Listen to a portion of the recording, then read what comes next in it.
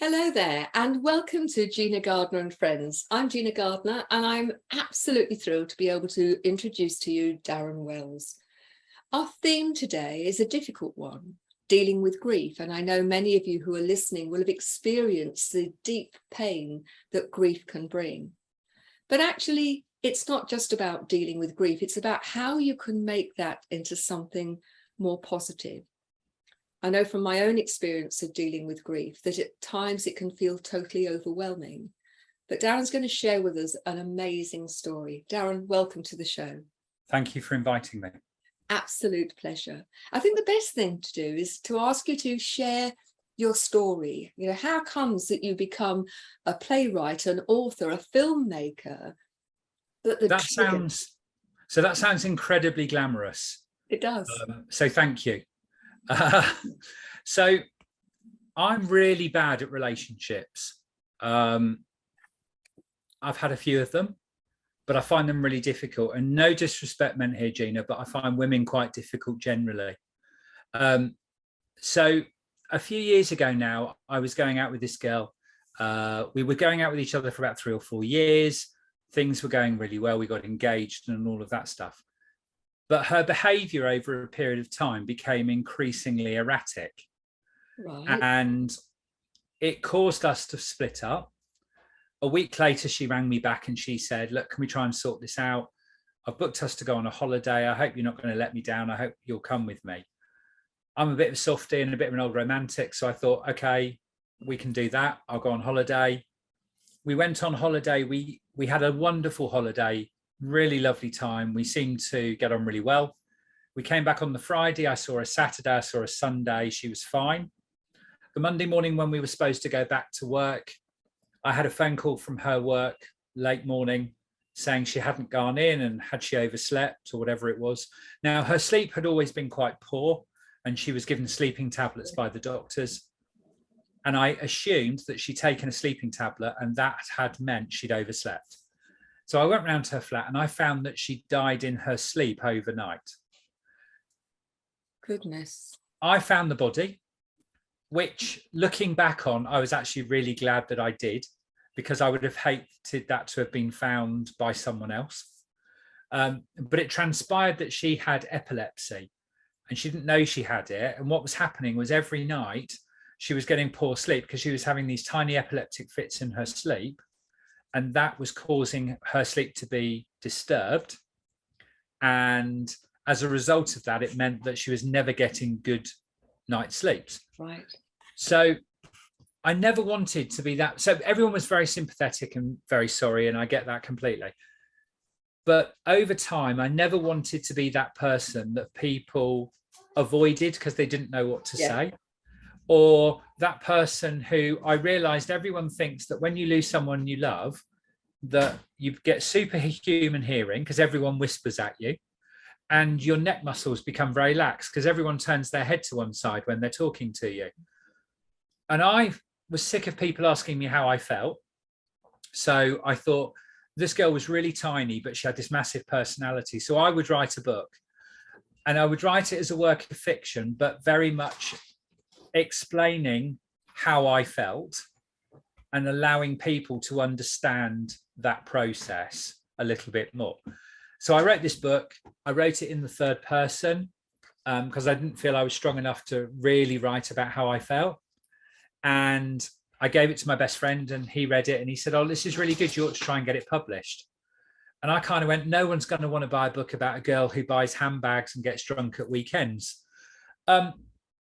But unbeknown to me, he sent it off to a publisher's. And the first I knew about it was when I had an offer back from a publisher to publish it. Goodness me. Well, one of the standing jokes in my life was I always wanted to be a writer, and I wanted to write either romances or thrillers. And my life was neither thrilling or romantic, so it was never going to happen. So I was really flattered that someone actually liked it enough to publish it. Then I met my now wife, fell madly in love from day one, adore her, woke up about 6 or 7 years ago and said to her, I've got a great idea. I'm going to write it into a film. My wife's forever the practical one. And she went, but you can't write scripts. That was red rag to a bull. Fast forward to today, the book has now been written in the first person, and the film is due to start filming later this year.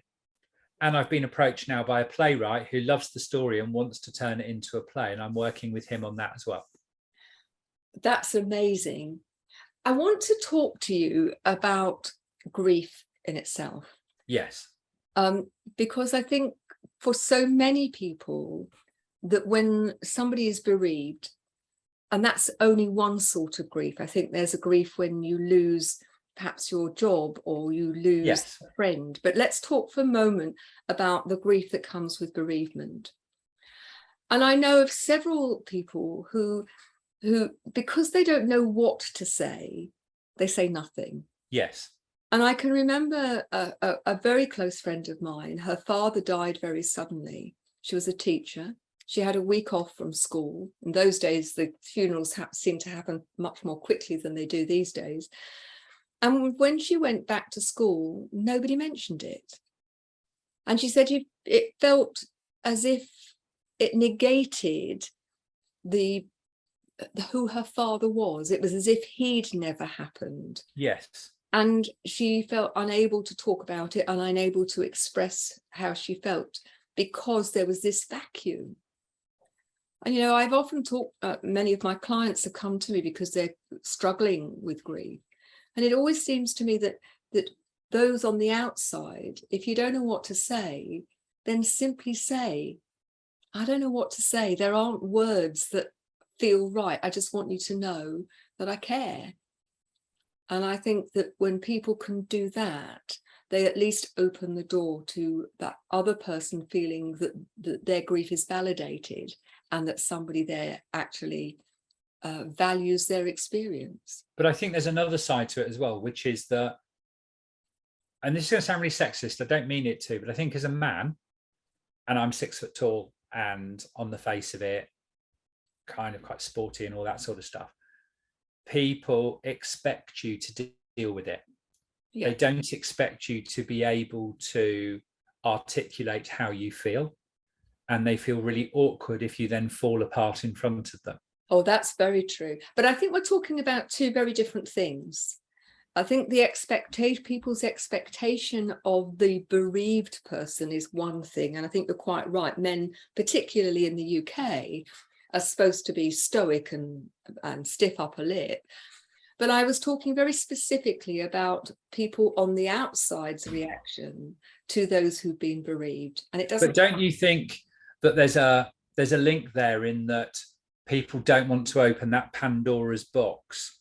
Oh, I'm sure you're right. So I'm absolutely sure. As a result, they don't say anything, not only because they don't know what to say, but even if they've got that moment where they do know what to say, they don't want that person opposite them to fall apart, break down and do all that stuff.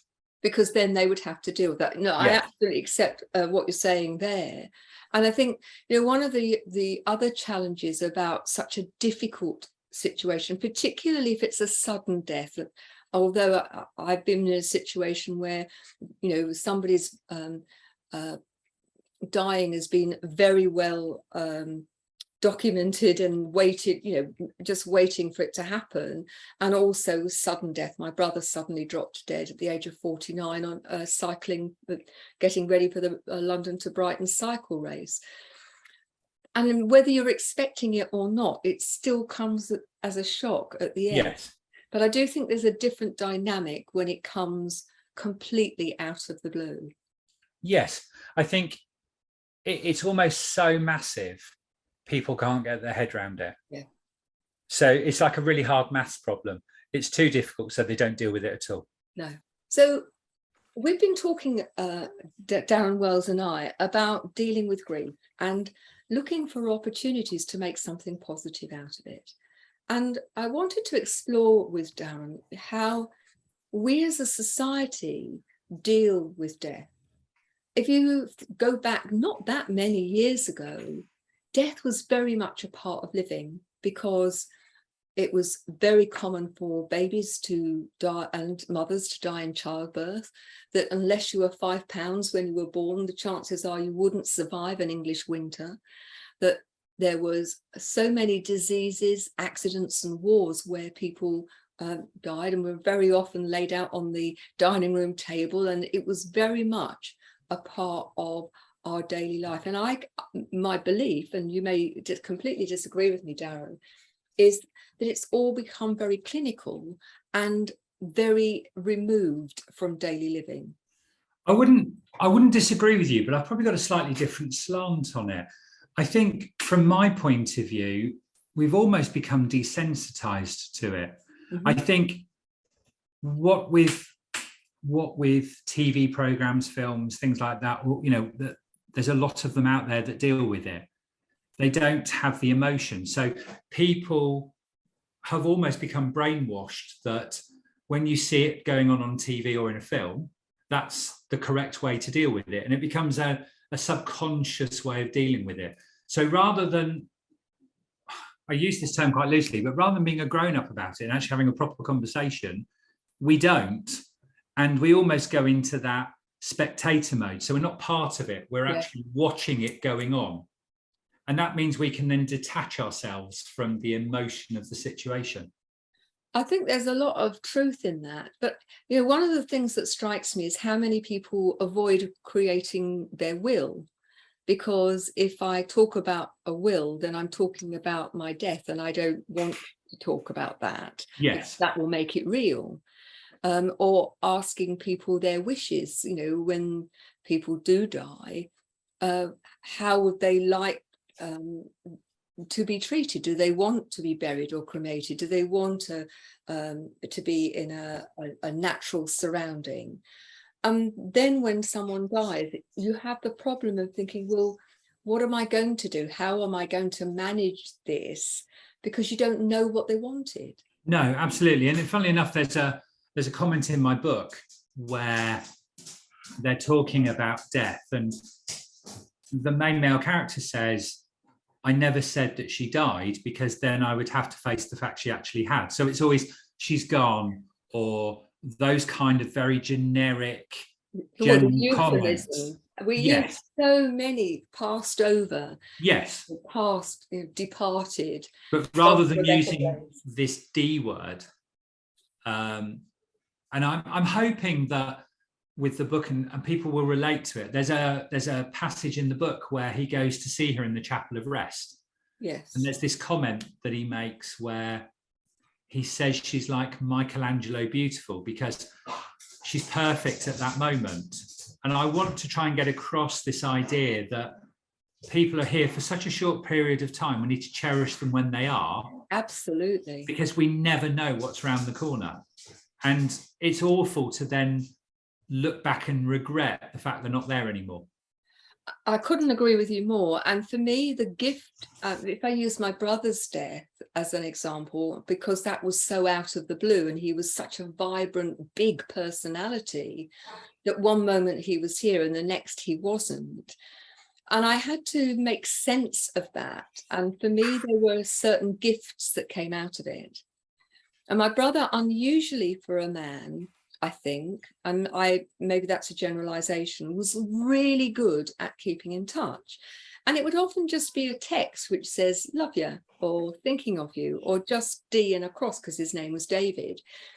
But you knew that he was thinking of you. Yes. And so, you know, the first gift was, you know, value the relationships in your life. Tell people that you love them, or that you appreciate them, or that you care about them, and recognize actually, you know, that relationship, whether it's a professional one or a personal one, is very precious. And, you know, valuing it and telling people that you value it has so much richness for both parties. My mum died a few years ago, and my dad's quite frail. And so it was me that went to see her. You have to formally identify the body. She died in hospital. So it was me that went to do that. And looking back now, every time I saw her, I always gave her a kiss and told her I loved her. Yes. And I've beaten myself up for the last few years about could I have done more, made sure she was okay. But actually, the reality is, and my wife's very wise with this, says there's nothing more you could have done. But I think it's very easy to get sucked into that reproach. Yes. But I think the important thing is to take the positives out of the relationship. And I always liken people as being a bit like Lego figures, in that they don't kind of grow evenly. They grow with bolts on.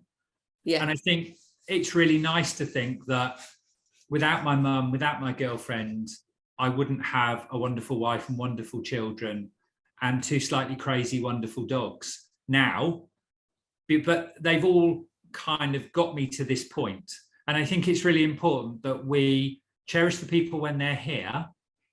And then when they're not here anymore, we don't spend our time feeling grief-stricken and paralyzed emotionally. You have to move on. You have to take all the positives out of those people that have enriched your life. Yeah. Learn from them and then take them on as you move forward to the next part of your life. I think that's really sound advice. I'm reminded of a client that I worked with, who, when she was 8.5 months pregnant, her husband had gone to their house. They were living with her parents at the time to finish the nursery. They were renovating the house, and he didn't come back for lunch. And when she went to find him, she found that he had had a terrible heart attack and he died. And this was about 18 months on, and she came to me because she was completely and utterly paralyzed by that grief.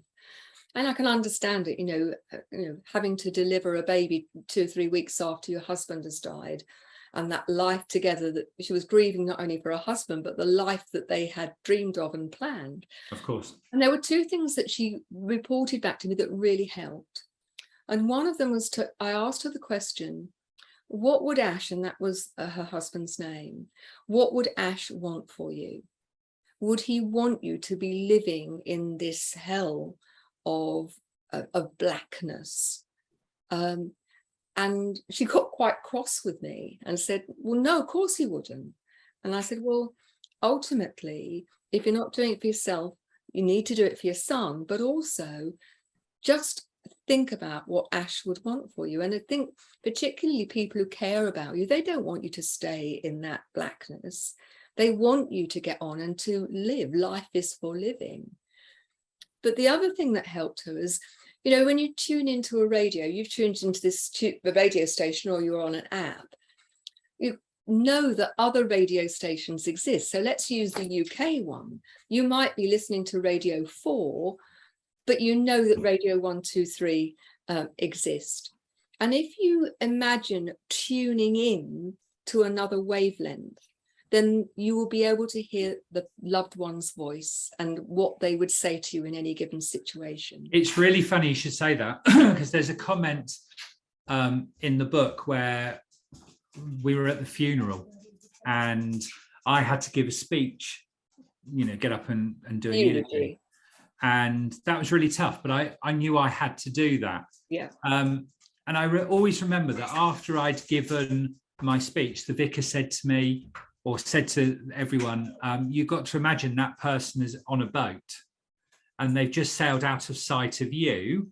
Yes. But they've gone on to the next journey. And I think at that point, it was very raw. And my view was, but I don't want them to be visiting someone else in a boat. I want them to still be here with me. But I think over time, it makes sense. And I think it's really easy to get so caught up in you, in that people-centered grief, you fail to see that idea that this person's made me a better person, and I'm going to take that on when I talk to other people. I think that's a really great point. We're now in the last few minutes of the show, and this is a topic that we could talk about for endlessly. I'll come on weekly and we'll have this chat then. Okay. So there are other gifts, I think, that come from having a bereavement, appreciating your life and living that life, because life is for living, and you know, looking after your health. And one of the sad things about David is he had a congenital condition that he didn't know he had, and he kept on threatening to go and have a checkup because he was getting a bit breathless, and he'd been told it was asthma.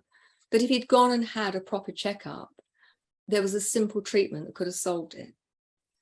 And so, you know, if you're listening to this and you are worried about your health, please don't put it off. You know, recognize that your loved ones want you there, and you need to value your health and do everything that you can to ensure that you're there for a long time. And that includes your lifestyle. And, you know, life is for living. And one of the things that I've noticed, I've worked with many people who are on an end of life path. And what you recognize is that they value every moment of every day. Absolutely. And I think we should all do that. Live each day as if it's your last is really good advice. But I want to spend a bit of time, the name of your book, because I think it's important that people have know that they can have access to that book. So it's called Blue as the Sky. And it's called that because when it was the wake after the funeral, one of her friends came up to me and they said, oh, she was beautiful. And I said, yes, she was. And they said, oh my God, her eyes, they were as blue as the sky. And it was one of those comments that resonated with me. And I'm a little bit of a music geek, so I'm going to have to apologize for what I'm about to say. So there's a song by George Michael called A Different Corner. Okay. And normally with songs, the chorus is the title of the song. Yeah. But this was one line in the song where he says about turning a different corner. And I loved the idea that you would call the book, rather than describe what the book was about, you just take an isolated phrase and use that as the title of the book. And everyone seems to like it. So we've ended up calling the film that and the play. Brilliant. Now tell us a bit more about the film. I mean, we've just got a couple of minutes, so you're going to have to quite... This will be really quick. So the book is boy meets girl, girl dies, boy falls apart, boy puts life back together again. Yep. The film couldn't take the whole story. So the film is the basic same journey, but a different A to B, but they still get to B at the end. And the play is completely different again. So all three of them have the same basic structure, but by doing that, it avoids that criticism where you've read a book and go and see the film and you go, oh, the book's not like the film. These aren't. They're deliberately not meant to be like each other. But presumably the central tenet of each one yes, is the same. Absolutely. It's all about grief and how we deal with it, and watching this person who's socially inept and a little bit awkward be marginally less inept and a little bit less awkward by the end. I would suggest that anybody who is at the moment experiencing grief, it would be a great book to read, because out of such grief, some amazing things have happened to you. Yes, and I'm so blessed by the fact people seem to like it. Accidentally, I appear to be okay at this. So if anyone wants a copy of the book, which is about to be re-released in the first person, if you're all right with this, Gina, if they get in touch with you and you pass their details on to me, I will happily sort of point them in the right direction. Absolutely. If they'd like to email me at Gina, Gina, at genuinely-you, that's GENUINELY-YOU, then I'll very happily pass that on. Thank you so much. Ultimately, I think we're leaving people from this show. What are the two things that you would say to people that if they are in the situation that you found yourself? Be honest with yourself and how you feel. Yeah. So don't expect other people to know how you feel if you're not able to deal with that yourself. Yeah. And this is going to sound really crass, I don't mean it to, but please try and look at the positives of that situation. Please try and find those things that person that you've lost has enriched in your life, and use that as a tool to be a better person moving forward. I think that's absolutely brilliant advice. It just remains for me to say a huge thank you. It's a difficult subject, and I think it's one of those subjects that needs to be aired, and people need to actually have that conversation, not only in terms of the show, but also with their loved ones. So thank you very much. Can I just say one very quick thing, Gina? Absolutely. So the book's written, I never wanted to be famous. So the book's written under the name of Ethan Willis. Right. And if anyone out there wants to get involved, there is still some ways they can actually physically get involved in the production of the project. And how do they contact you there for that? I will give you my email address so they can do that.